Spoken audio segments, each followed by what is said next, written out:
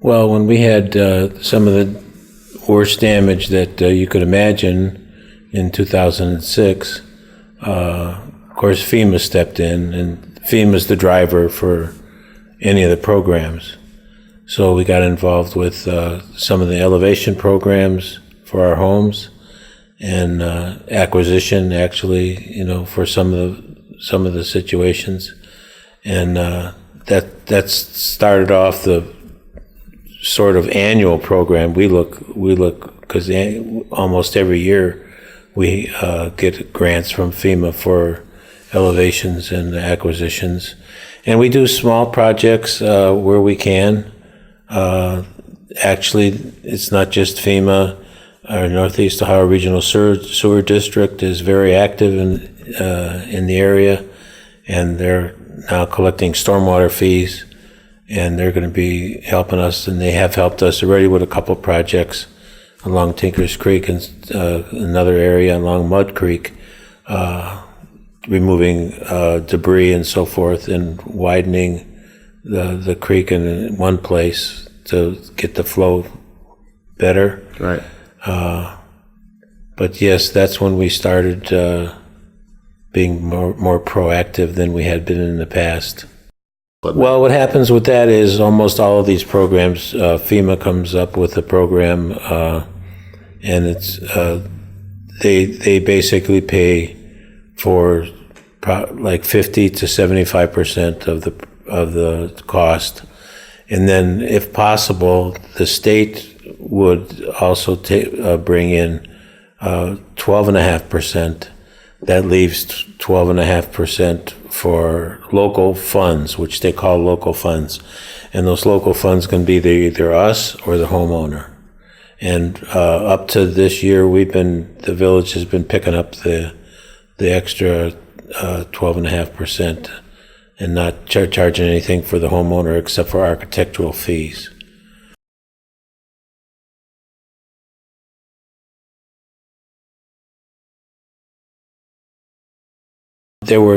Most of them were inside what we call the BFE. Yeah. And that's different than the 100-year flood. We have 146 homes that are within the base flood elevation, floodplain. Right.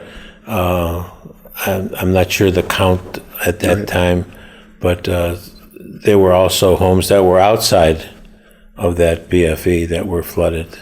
And they did get assistance, some of them from FEMA as far as grant money for their losses.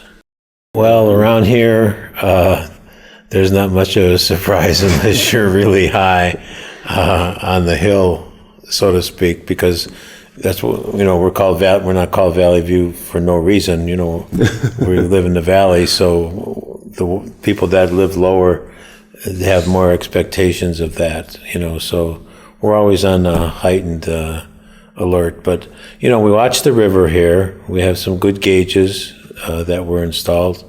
And, of course, you can go online now and you can check it anytime you want.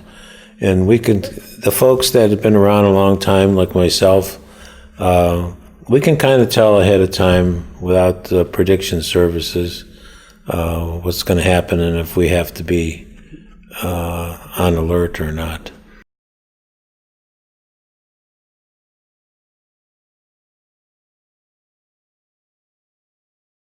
We did make some changes as far as how close you could build buildings to the bank of the river or any stream, actually. So we did change that, but the way our elevation and our floods go around here, it's not like sometimes you hear, like in Texas, you hear the river was 20 feet above flood stage or whatever. Here, 17 feet is our flood stage beginning, and the river at the highest point has been 23. So you're only talking 6 feet there, and so every few inches makes a big difference on who's going to get it, basically. But we did make some changes on how close you could build to the river's edge.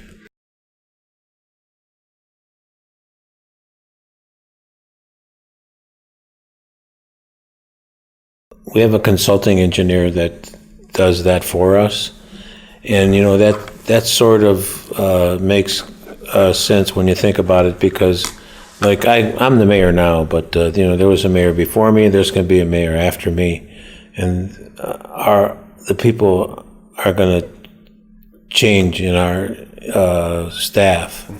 Not that the people aren't going to change in the engineering staff, but records are kept better. And there's one gentleman that is in our consulting engineer service that's been. He's actually been with the company for 40 years, and I don't want him to retire because he knows the FEMA rules in and out. And anytime there's a question, he has at his fingertips. He knows what the answer is. We have it in ordinance form. And it's not, as far as the building goes, the business end isn't affected too much because most of our businesses are higher. They're built in places that there's no concern for water, really. Most of the concern is residential. So our ordinance addresses all the rules and regulations for building. In fact, we don't have that much room left for house, any building of homes. So that's really not much of a concern, other than outbuildings, barns, and so forth that people want to build. And that's been a contention in the area I live in. A couple of places have built some horse barns and so forth. And they wondered why they had to do it a certain way. And as soon as they understand, then there's never been a problem with that.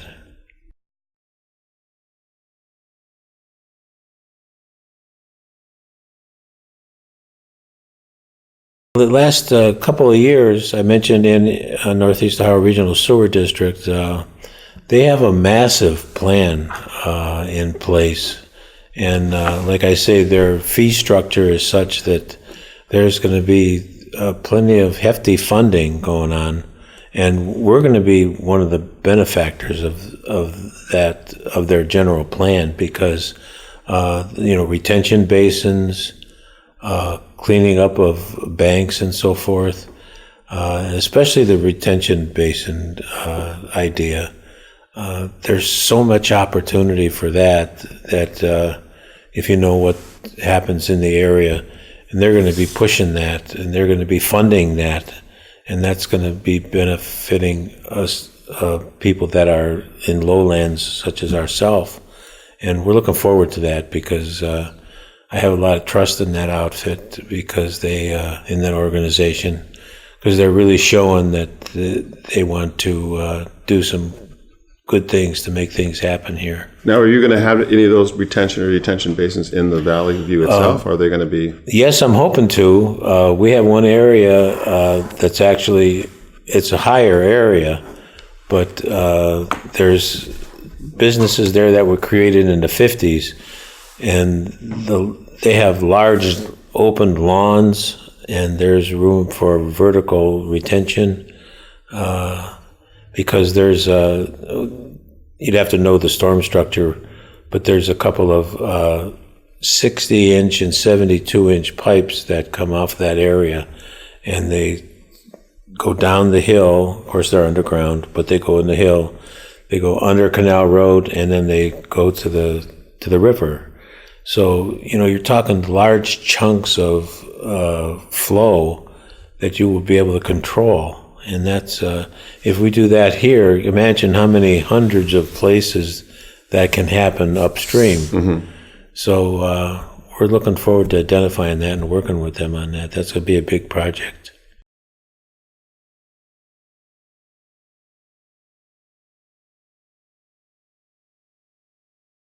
That works in coordination with FEMA, and there's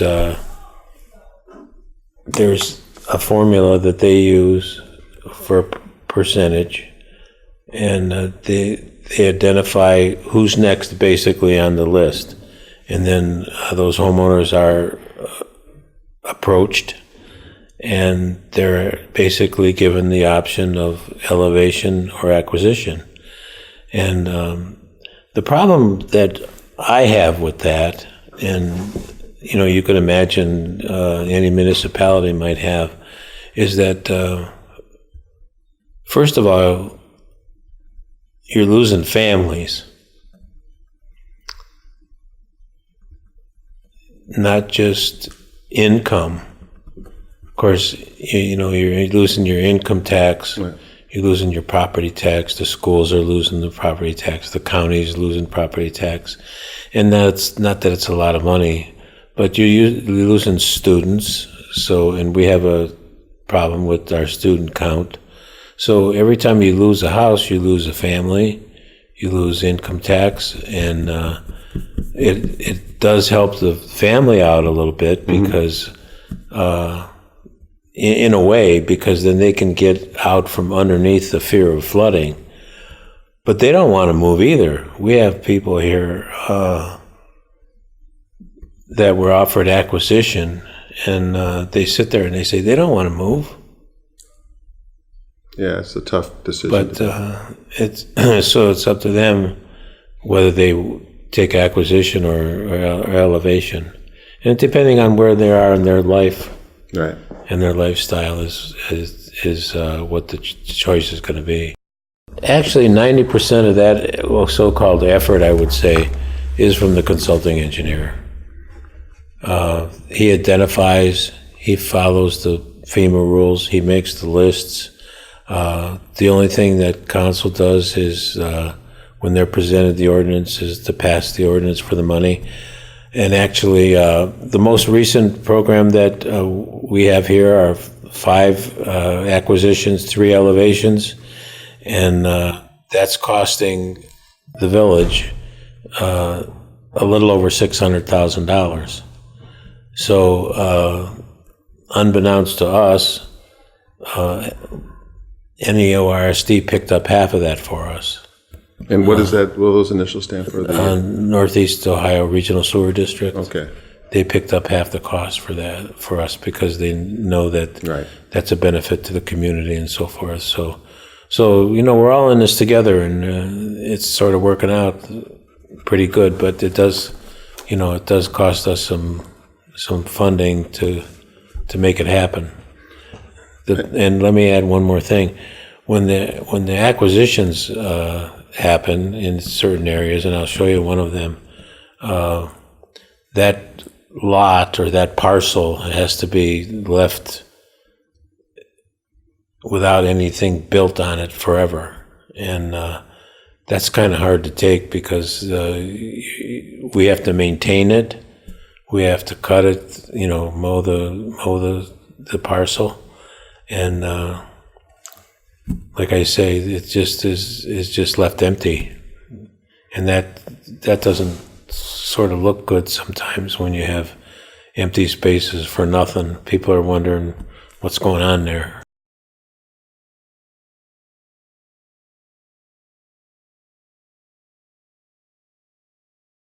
Each year when we do this and we pass an ordinance to do the funding, there's been talk about, well, maybe the homeowner ought to pick up part of it. So what happens there is when you don't start off that way, when you start off funding it fully, so the homeowner has no skin in the game, and then 3 years down the road, you say, well, this is getting a little bit much for us. How about if we bring the homeowner in on it? Well, you can imagine what those homeowners are thinking. Mrs. Smith got it last year. How come you guys are making me divvy up, you know? And that's there's some value in that kind of thought. And in fact, if it was you or I, we would probably be thinking the same thing. So politically, the council members are under the gun, basically, and I was on council for 21 years. Choices and voting is you got to stand up to it. You got to stand up to what you think. Right.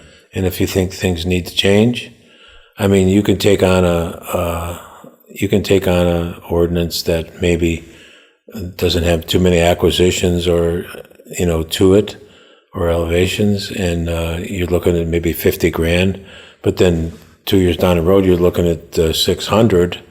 That's a big difference, and you gotta bite that off. And how do you chew that after you bite it off? It's kind of hard. Right. So yeah, there's some political ramifications to it, but it's like anything else. You got to stand behind your reasons to vote.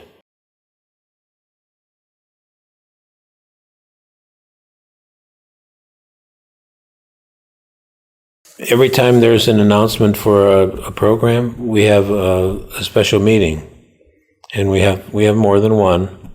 And excuse me, we have informative literature that we hand out at the meetings, and actually, I've been through a number of those, and when the people come, they're actually. Of course, they're very interested because they want to know if it affects them. In fact, one of the meetings is called to announce that there is a program, but we don't know who's in it yet. So people come to the meeting and they want to know, am I in this program? What chances do I have? Where am I on the list? And so forth. So we sit at this very table here, and we sort of go through the BFE and who's sort of next, and then Mrs. Smith will say, well, I'm not interested, so we go on to the next one. And we don't have thousands of homes here. We have 800 homes and a little over 2,000 people. So we can give attention like you would get nowhere else, basically. You go to a larger city instead of a village, and you kind of get lost in the count. But here, you get the special attention and at that evening of whether you can be in the program or not. And then comes, then how much is it going to cost? And all the rest of the stuff comes after that. But we have informative meetings, and we have mailings also. But even being of a small size, you can have that hands-on approach with a lot of the people, but then they can also have a hands-on approach with the elected officials because everybody knows everybody else. So is there the pushback can be interesting in a small community like this? Of course, yes. And when it comes to that, the saying down here is you better watch who you're talking to because they're going to be related to maybe your own self. So that's what's nice about being in a small community, though.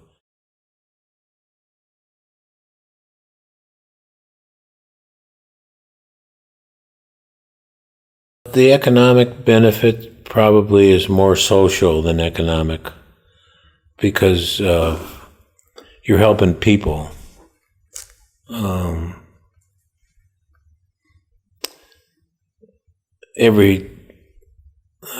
don't quite know how to put it. Every time you raise a home, you're taking someone out of the fear of flooding, and that's a lot.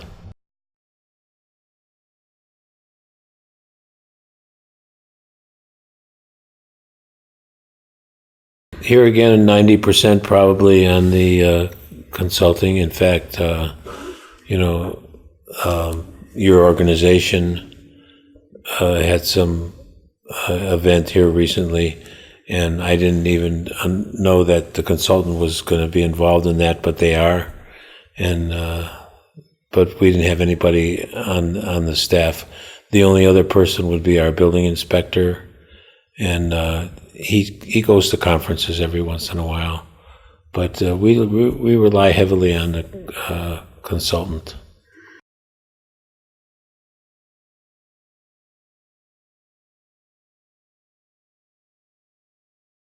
What I would like to do, some of the figures are pretty small, but nonetheless they're important to us.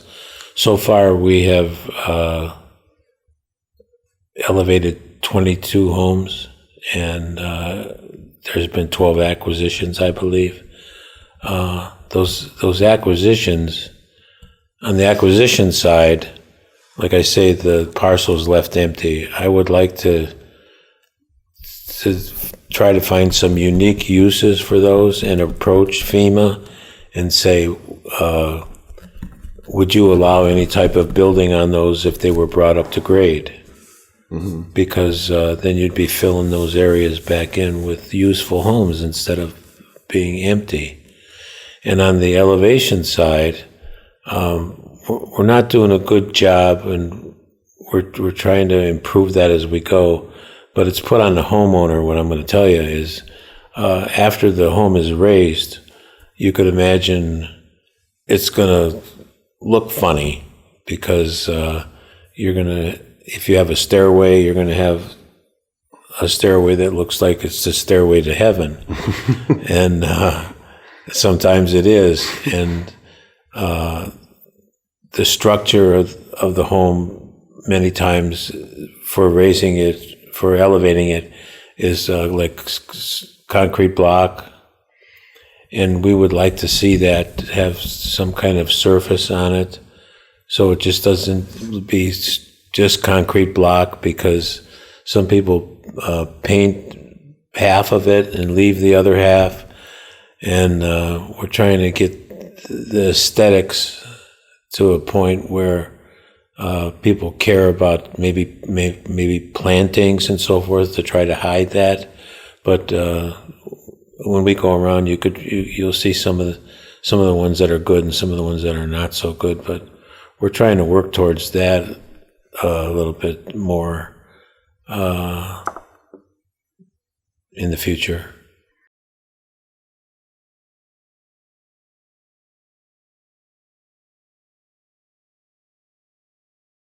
I would say start with your safety forces and make sure that they have their procedures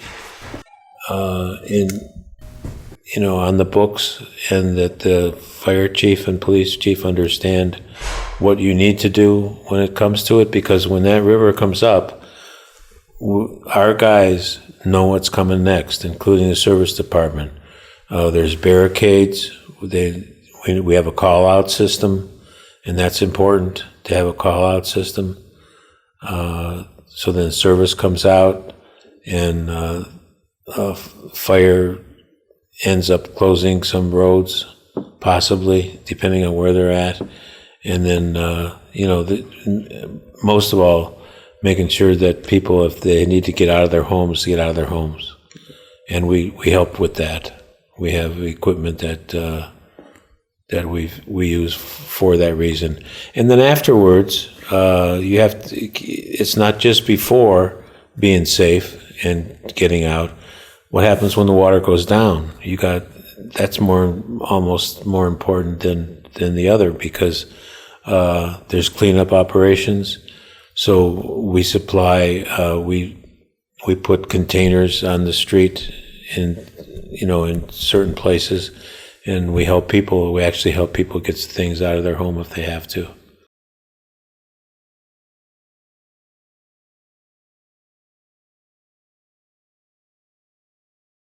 In 59 flood was the worst flood for a very long time, up until the 2000s. So there was a period there that was, we didn't have anything that was over the 100-year flood.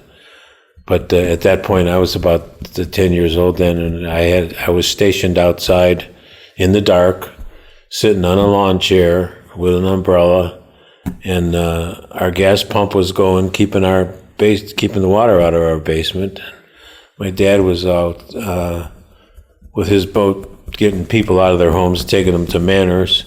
And I was told, when the pump runs out of gas, if you're sleeping, wake up and fill it back up and start it. So I was out there all night until he got home, and then he shut it down after that, and we just got out. But it was an experience, for me. So you have a long-term experience with flood. I kind of have that feeling of what's going to happen, when it's going to happen, And you can, when you've been around and saw a lot of rainfalls that you thought might be tough to get by for the village,